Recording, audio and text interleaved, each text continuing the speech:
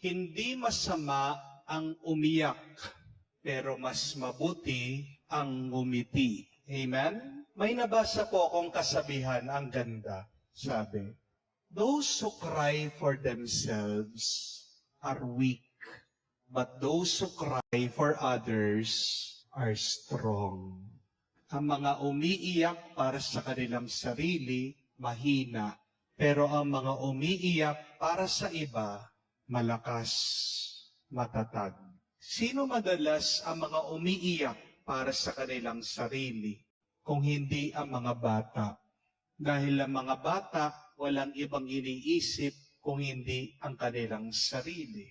Pag umiiyak yung bata, minsan, natatawa pa tayo Di po ba? Pero tingnan niyo po, pag iniiyakan mo, hindi ang iyong sarili, kung hindi ang iba, naaawa ang mga tao sa iyo, kinabibiliban kanila, namamangha sila sa lakas mo. Sino bang hindi maaawa pag maririnig mo ang isang ina, iniiyakan ang kanyang anak? Bakit? Kasi ginawa na ang lahat, pero ayaw pa rin magbago sa kanyang bisyo. Halos na naubos ang kanilang ari-arian. Naubos na ang savings niya para mabayaran yung utang sa sugal. Yan yung mga taong kinaawahan natin. Yan yung mga taong kinabibiliban natin. Di po ba? Hindi ka ba maaawa sa isang misis kung siya'y iiyak at mananangis? Dahil hanggang ngayon, ang kanyang asawa hindi pa nagbago. Iniwan siya, may piniling iba, pinagmamalaki pa sa social media. Nakakaawa pero nakakabilib dahil kahit na may lungkot o may luha dito sa misis, kayang-kaya pa rin niya itaguyod, ingatan, mahalin ang kanyang mga anak, ang kanyang pamilya.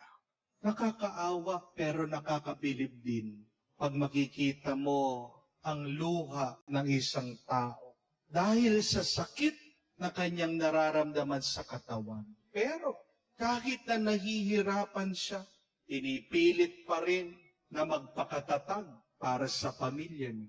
Pinipilit pa rin na magsimba, maging normal yung araw-araw niyang ginagawa. Tama nga naman yung kasabihan that when you cry or shed tears for others, you are strong. At sabi ko nga, hindi masama ang umiyak. Dahil pag umiiyak ka para sa iba, ito yung tandaan mo. Ibig lang sabihin, ikaw ay nagmamahal, meron kang pinapahalagahan, at buhay ang iyong puso. Tandaan niyo po, nung tayo ay ginawa ng Diyos, when God made us to feel things. Normal ka pag meron kang nararamdaman. Hindi ka na normal pag wala ka ng nararamdaman. At pag wala ka ng nararamdaman, ano ang problema? Ang iyong puso naging pusong bato. Anong ibig sabihin? Ang pusong bato nabalot na ng kasalanan. Pagbalot ang puso mo sa kasalanan, wala ka ng pagmamahal at malasakit sa iba. Amen? Tingnan niyo po ang ating Panginoon. Nung nakita niya si Maria Magdalena, umiiyak, hindi niya pinigilan. Pero tinanong niya, ano ang dahilan? Bakit umiiyak ka? Hindi rin tayo pipigilan ng Diyos kung tayo ay naiiyak, lumuluha, o nalulungkot sa ating buhay. Pero maganda ding itanong, bakit ba ako umiiyak? Ano ang dahilan ng aking luha? Tandaan po natin ito, that our tears are the medicine of our hearts. Pag daw ikaw ay umiiyak, yan ang gamot ng iyong puso na may bigat. Ang iyong luha ay ang tubig na kung saan hinuhugasan ang dilim, sakit at pait ng iyong kalooban. Kaya nga, yan din ang hamon sa atin. Pag may nakikita tayong tao na lumuluha at umiiyak, unang-una, damayan mo sila. Pangalawa, tanong mo, ano ba ang problema? Huwag na huwag mong pipigilan ng isang tao sa kanyang pag-iyak.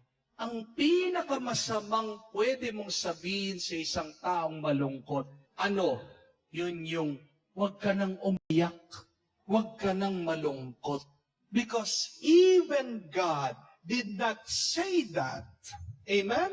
Kahit ang Diyos, hindi niya sinabi, huwag ka nang malungkot. Ang sinabi niya, bakit ka malungkot? Yun yung tamang paraan para tulungan mo ang taong nalulungkot, ang taong lumuluha, ang taong umiiyak. Amen? Pero pagkatapos niyang ikwento kung ano ang problema niya, tulungan mo din siya ng umiti at lumigaya. Amen? Kamukha din po ng ating Panginoon, pinaalala sa Kanya na kailangan kong muling mabuhay. Hindi ako mananatili yan sa libingan. Napakaganda po ng kasabihan sa Biblia that joy is the medicine of our souls. Kung ang mga luha ay ang gamot ng iyong puso, ano naman ang gamot at ang lakas ng iyong kaluluwa? Yan yung iyong ngiti, yan yung iyong tuwa, yan yung pagpili na maging kang masaya araw-araw. Amen? Choose always to be happy because happiness and joy strengthens your soul. Amen? Madalas po, pagkatapos kong magmisa, pagkatapos kong mag-talk, kung ako'y in-invite, nalapitan na ako ng mga tao, papapicture. Siyempre, yung napapanood nila sa YouTube, makikita na nila in person. Di po ba? Habang ako po ay nakatayo, nakapila po ang mga tao nagpapapicture sa akin. Naririnig ko yung mga tao sabi, bilisan nyo! Nangangawit na si Father sa kakangiti. Pero sa totoo lang po, hindi po ako nangangawit. Dahil mas magandang umiti kesa sumingmangot. Amen? It is better to smile than to frown. Amen? Subukan nyo man po. Subukan mo. Sumimangot ka. Katayo po lahat, kayo, yung pinakapangit nyong itsura. 1, 2, 3, simangot. Po ba? Mas madali po sumimangot pag wala ka ng ngipin. Di po ba? Kaya siguro yung mga matatanda, ayaw nang ngumiti, wala nang ngipin. Pero mas magandang ngumiti kesa sa sumimangot. Subukan mo man gumiti, gagaan ang iyong kalooban. Do you need a reason to smile? No. The only reason to smile is that to smile gives joy to your soul. Amen? Hindi mo kailangan ng dahilan para ngumiti. Ngumiti ka para maging masaya ka. Kaya nga, practice smiling every day. Practice joy every day. Ang dami-dami na nating problema. Amen? Dami-dami na nating iniisip araw-araw. Dadagdagan mo pa dyan sa pangit mong itsura. Sana kahit lang sa itsura mo na maganda, gumaan-gaan naman ang buhay mo. Ang pangit na nga ng buhay mo, tingnan mo pa sarili mo sa salamin, pangit ka pa, doble-doble talagang problema. Di po ba? Kaya nga, kailangan natin piliin ang umiti, maging masaya, at makikita mo, mag-iiba ang iyong karanasan, bubuti din iyan. Amen? If you need a reason to smile, remember this, that your problems are temporary.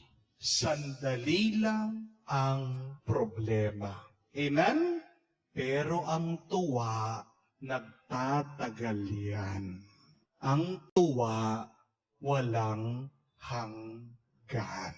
Your suffering is just a short while. And yet, joy and the glory of God is forever. Kaya nga, araw-araw, ngumiti, piliin maging masaya. Kung may lungkot ka, yakapin mo at buksan mo sa Diyos.